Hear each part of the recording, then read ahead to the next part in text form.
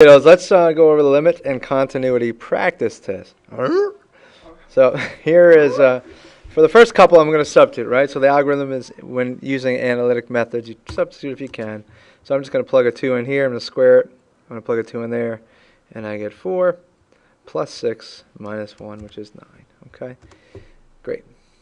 Same thing with the second one. Logarithm is continuous at 10. And so what I'm going to do is I'm going to plug in a 10 by substitution. And the common log of 10 is, Dom? No. 1. 1, very good, right? Because 10 to the first equals 10.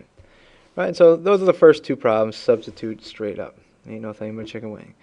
The third problem gets a little more complicated, and I suppose we could substitute 1 minus cosine squared for sine squared, but I'm not sure that's helpful. But what I will do is split this up, all right? And so I'm going to rewrite this guy as the limit as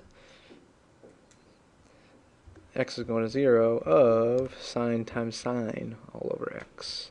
Right, and you'll see why I'll do that in a second. So x is going to 0, and we got the sine squared all split up as sine x. We got 1x down there, and then we got one more time sine x here. I'll just write it right here. Okay, it's probably a little bit easier to see this way. So it's the same thing, agree, right? Sine x over 1 gives you sine squared, and then over x, right? And a lot of kids want to put an x under this guy too, but that would make x squared in the denominator. We only have x. Right, so now the reason I did that is because that limit looks familiar to me. Oh, it's 1.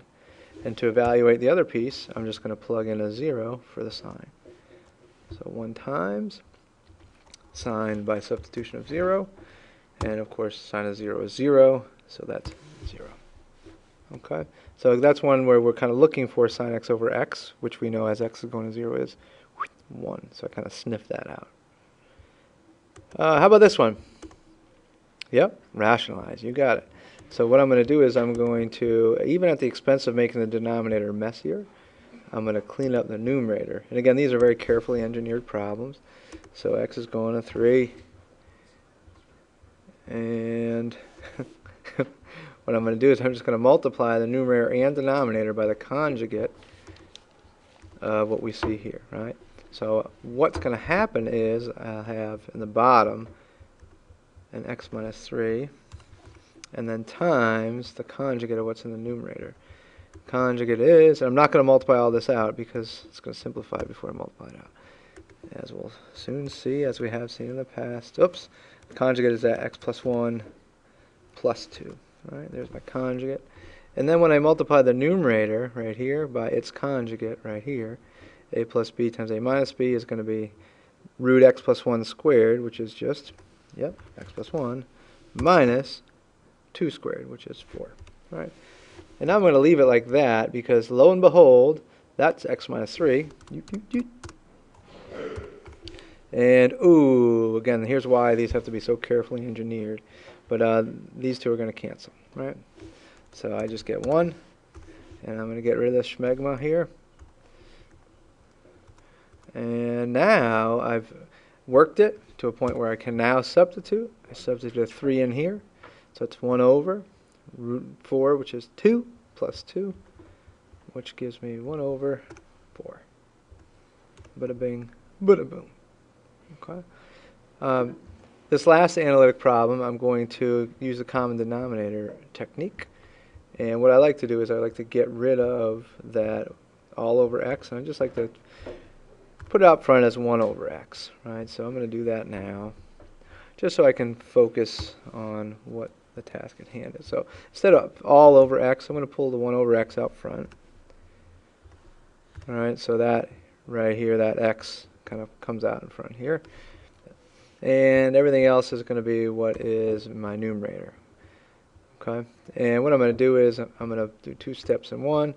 I'm going to combine the numerator to the common denominator, which will be 4 times a quantity x plus 4. Right. And so the question is, when I take the numerator here and combine with the common denominator, 4 times x plus 4, what's the numerator? Well, this numerator becomes 4, right? 4 over 4. 4.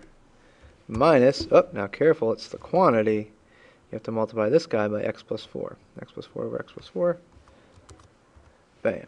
Alright, now don't forget it's a quantity x plus 4, because now what's going to happen is this negative sign up front here is going to distribute.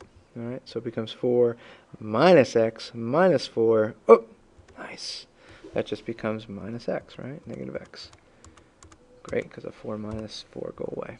Oh, and now that's pretty cool, because now that negative x and that positive x, they cancel, but not to positive 1, but to negative 1. So what happens is that becomes a negative 1, and this x is going away. We'll just call it 1. And now I've worked it. I've eliminated the issue of the x down in the denominator, which is preventing me from substituting in the first place, and this x too, really. And now I substitute, right? So I throw a 0 in here, so I get negative 1 over 4 times 4, which is 60. Okay? And that'll conclude the analytic portion of this test. Thanks for listening. I'll send the rest in a different video shortly. Bye-bye.